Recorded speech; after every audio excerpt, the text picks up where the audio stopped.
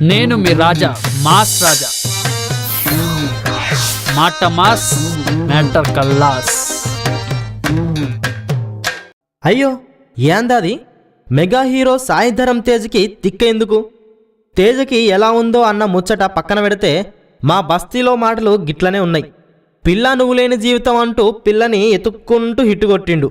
ఆ తర్వాత రేయ్ అంటూ అరిస్తే ఊరకుంటారా? అందుకే రేయ్తో ఫట్టు కొట్టిండు. ఇప్పుడు చేతిలో 4-5 సినిమాలతో ముంగడికి పోతాండ్లే. కానీ డైరెక్టర్ల ఎంపికలో కూసింత తిక్క ఉండాలని తెలుస్తుంది. అందుకేనేమో ఓం 3Dతో భారీ ఫ్లాప్ కొట్టిన సునీల్ రెడ్డి డైరెక్షన్లో తిక్క అనే సినిమా చేస్తాండు. ఎందుకంత తిక్క అంటే నాకు కొంచెం తిక్కుంది, దానికో లెక్కుంది అంటూ పవన్ డైలాగ్ చెప్తాండ్లే.